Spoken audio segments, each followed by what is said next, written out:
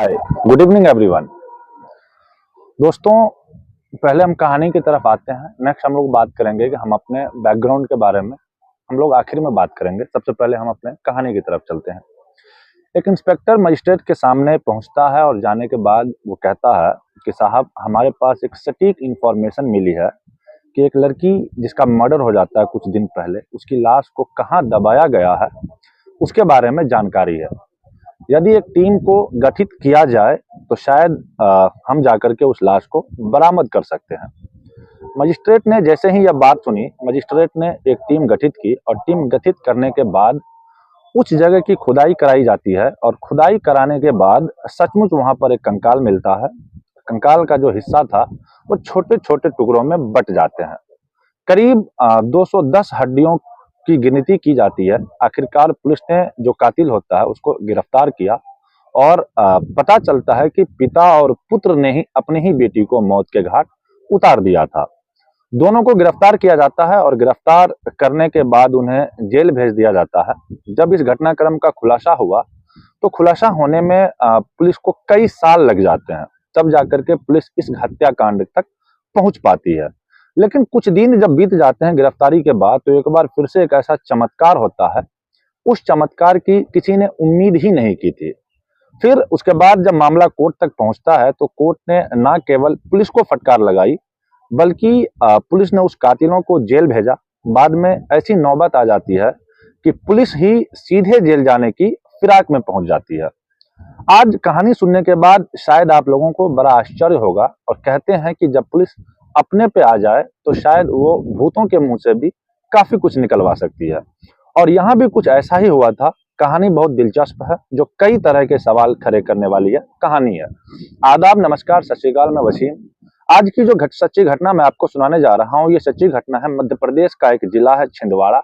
दरअसल इसी छिंदवाड़ा में का एक पुलिस चौकी है सिंगोड़ी, और ठीक सिंगोड़ी का ही एक गांव लगता है जोपा नाला।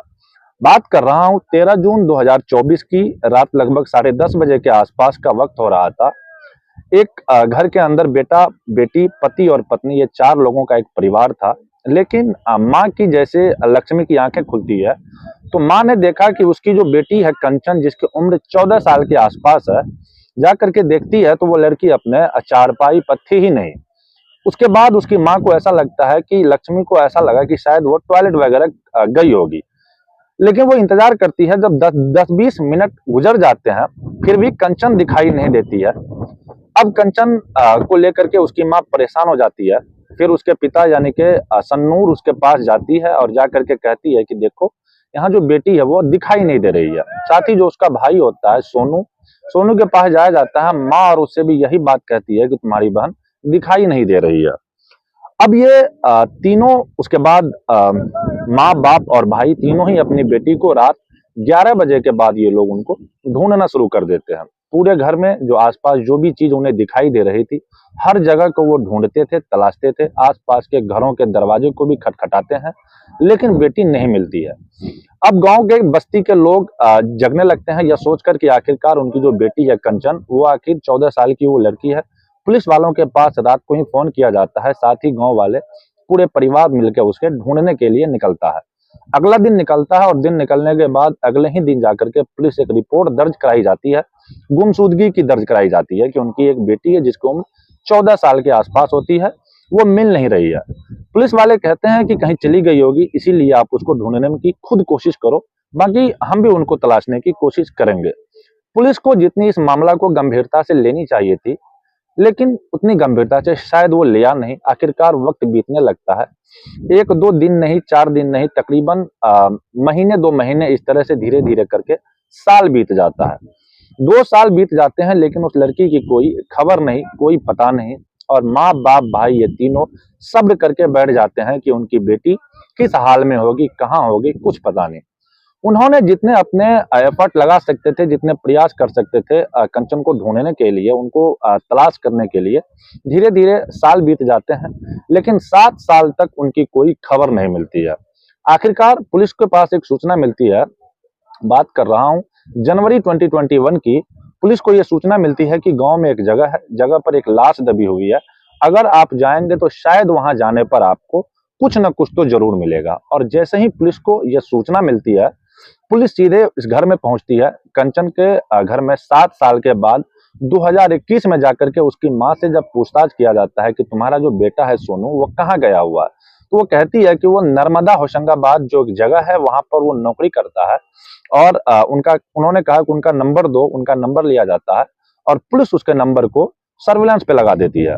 उनकी लोकेशन के आधार पर पुलिस उसे हिरासत में ले लेती है। साथ ही जो उसके पिता होते हैं सोनू उइके, उसको भी हिरासत में ले लिया जाता है। उसकी पूछताछ की जाती है और धीरे धीरे करके 10 दिन का समय बीत जाता है।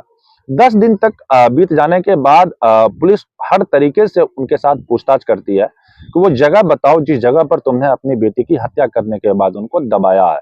7 साल हो गए लेकिन तुम बहुत शातिर किस्म के इंसान निकले, खुद ही एक गुमशुदगी का मुकदमा दर्ज कराने के लिए चले आए और खुद ही अपनी बेटी की हत्या कर दी। पिता और पुत्र बार बार कह रहे थे कि साहब हम अपनी बेटी की कोई हत्या नहीं किए हैं, हम लोग हत्यारा नहीं है, लेकिन जो पुलिस थी वो मानने को तैयार नहीं थी। आखिरकार 22 जनवरी 2021 को पुलिस ने इस मामले में एसडीएम साहब और बड़े अधिकारी के पास संपर्क किया। संपर्क साधने के बाद एक टीम गठित करते हैं ताकि गड्ढे में या कब्र में दबी हुई जो लाश थी उनको बाहर निकाला जा सके। पुलिस की टीम मौके पर आती है, गड्ढे की खुदाई कराई जाती है। सचमुच वहां पर एक लाश निकलती है, यानी कि लाश तो नहीं, एक कंकाल कह सकते हैं। कंकाल के वो भी छोटे छोटे टुकड़े। जब इन हड्डियों की गिनती की जाती है तो उन टुकड़ों की गिनती होती है लगभग 210 हड्डियां। अब पुलिस जो उनका बाप होते हैं सन्नू, उनका जो भाई होता है सोनू विरके, उनको गिरफ्तार कर लिया जाता है। अब गिरफ्तारी करने के बाद हालांकि वो हिरासत में पहले से ही थे, लेकिन अब गिरफ्तार करने के बाद कोर्ट से अनुमति लेने के बाद अब इनसे पूछताछ करना शुरू कर देते हैं।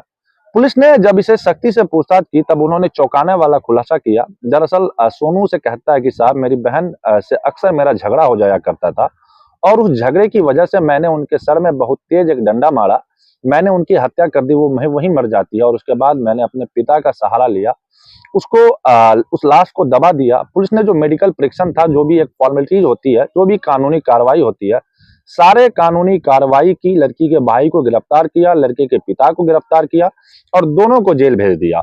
जेल भेजने के बाद 1 साल बीत जाता है। पिता को तो जमानत मिल जाती है, लेकिन जो भाई होता है वो सलाखों के पीछे ही रहता है। लेकिन एक दिन एक ऐसा वाकया होता है जो कि गांव का ही एक व्यक्ति है, मध्य प्रदेश का ही एक शहर है आगर। आगर में वह किसी काम से गया हुआ था। वहां जाकर के देखता है कि एक महिला एक दुकान पर कुछ खरीदारी कर रही है। उसे वो बार बार देख रहा है, कभी उसे देखता कभी अलग जाता। वो समझ नहीं पा रहा था कि आखिरकार जो वो महिला है वो समझ नहीं पा रही थी कि आखिरकार यह व्यक्ति मुझे इतना घूर क्यों रहा है, मेरी समझ में नहीं आ रही है। तो वो आखिरकार उस महिला ने कहा कि भैया तुम इतने घूर क्यों रहे हो, मैंने ऐसी क्या गलती कर दी है। तो उस महिला की गोद में एक बच्चा था, साथ ही एक बालक उसे उंगली पकड़े हुए थे और वो महिला उससे लड़ने झगड़ने लगती है।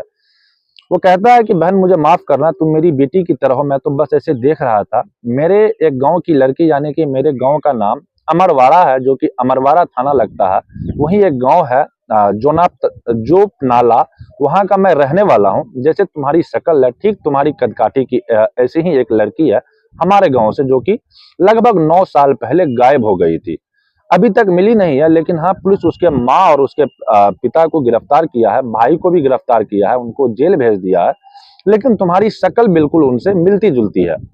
लड़की यह बात सुनकर थोड़ी सकपका जाती है। उससे और थोड़ा डिटेल में बात की जाती है कि आखिरकार कैसी दिखती है कैसी नहीं दिखती है। जब लड़की ने लगातार उनसे बातचीत किया जा रहा था तो वह गांव का जो व्यक्ति होता है कहती है कि मैं आपके गांव को देखना चाहती हूँ, मैं आपके गांव चलना चाहती हूँ। आखिरकार उस लड़की को, उसकी जो गोद में 2 बच्चे होते हैं, उसके पति को भी साथ जो होता है, वहां जाने के बाद उसी घर में लेकर के जाते हैं।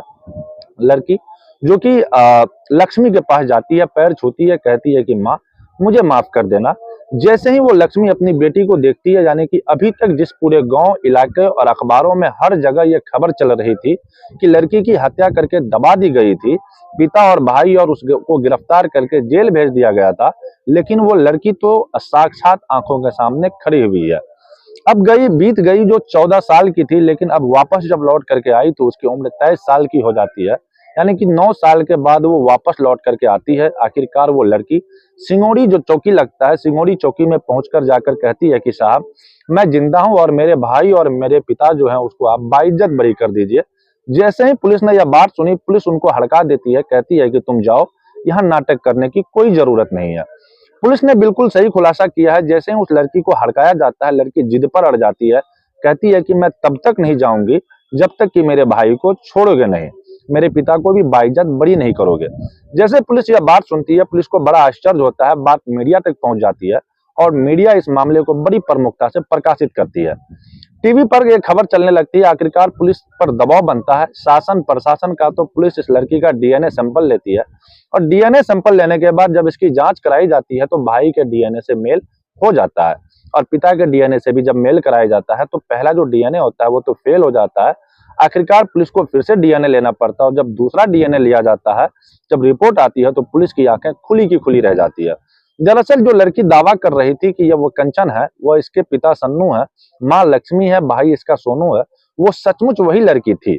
अब लड़की लेकिन इस लड़की के बारे में जब उसकी हिस्ट्री के बारे में जब पूछा जाता है कि तुम इतने दिन कहाँ चली गई थी और कैसे गई थी, तुम्हारे साथ कोई मारपीट वगैरह क्या हुआ, तो वो लड़की कहती है मैं अपने गांव के ही एक लड़के से बहुत करीब रिश्ते में बंधी हुई थी। उस लड़के ने जब ये कहा कि वो उसके साथ ही चली जाती है तो वो कभी पटना, उज्जैन और आगरा, मालवा जैसी अलग अलग जगहों पर रहती है और फिर शादी कर लेती है। 2 बच्चे होते हैं, लेकिन उन्होंने कभी अपने गांव की तरफ न जाकर देखा, न अपने गांव वालों से उन्होंने कोई वास्ता रखने की कोशिश की।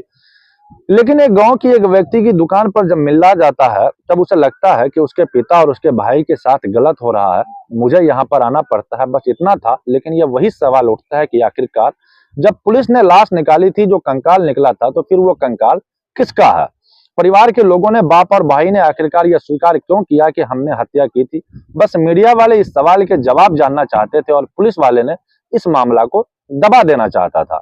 आखिरकार जब मामला लगातार चलता है तो फिर मामला कोर्ट में भी जाता है। कोर्ट में जाने के बाद डीएनए सैंपल, बाकी रिपोर्ट जो होती है, सभी रिपोर्टों के आधार पर पिता को 1 साल पहले, यानी कि उसको जमानत, 1 साल जेल में रहने के बाद जमानत मिल जाती है। जो भाई होता है वो लगभग 3 साल तक जेल में रहता है और 3 साल के बाद आखिरकार छूट जाता है और कोर्ट उसको बाइज्जत बरी कर देती है। पिता को भी बरी कर देती है। साथ ही यह सवाल पूछा जाता है कि जो महिला की लाश मिली थी, दावा किया जा रहा था कि उसको उसका डीएनए सैंपल क्यों नहीं कराया गया। तो पुलिस ने डीएनए तो भेजा था, लेकिन पुलिस ने कभी यह गौर ही नहीं की कि हमें उस रिपोर्ट को भी मंगवानी चाहिए। पुलिस ने कभी उस रिपोर्ट को मंगवाई ही नहीं। इसीलिए पुलिस ने कभी इस मामले में सैंपल की जांच कराई ही नहीं ठीक से। आखिरकार जो भी इस जांच में अधिकारी थी, उन अधिकारियों के ऊपर जांच होना चाहिए। कई तरह के सवाल खड़े हो जाते हैं। काफी दिनों के बाद फजीहत होती है। पुलिस हर इस जांच को कोर्ट में घोर लापरवाही माना जाता है। साथ ही आदेश दिए जाते हैं कि जिसने भी इस जांच की खिलाफ कानूनी कार्रवाई होनी चाहिए, इस मामले में जांच पड़ताल होनी चाहिए कि यह मामला जनवरी 2024 में हाईलाइट हो जाता है और वो लड़की अपने परिवार के पास आ जाती है, परिवार के साथ ही रहती है और एक खुशहाल जिंदगी जी रहे थे। लेकिन लड़की उसके परिवार के लोगों से कहा कि हमने जो इतने दिन का सफर किया है, हमने इसका मुआवजा मिलना चाहिए। अब मुआवजा मिला या नहीं ये तो खैर पता नहीं, लेकिन जो भी इस परिवार के साथ होता है वो बहुत ही भयानक होता है। कई साल तक यह परिवार संघर्ष करता रहता है, यह सबूत देने की कोशिश करता है कि हमने कोई हत्या नहीं किया है। जब बाद में उनसे पूछा जाता है कि तुमने हत्या की बात क्यों स्वीकार की थी, तो उन्होंने कहा कि पुलिस ने हमें काफी टॉर्चर किया था, इसीलिए हमने घटनाक्रम को स्वीकार कर लिया। हमें इस तरह के घटना में किसी तरह की भी किसी घटना को हमने कोई अंजाम नहीं दिया है। दोस्तों, इस पूरे घटनाक्रम को सुनाने का उद्देश्य किसी को परेशान करना या किसी का दिल दुखाना बिल्कुल नहीं है, बल्कि आपको जागरूक करना है, आपको सचेत करना है कि आप जहां भी रहें, खुश रहें, हर तरह सतर्क रहें, सतर्क रहें।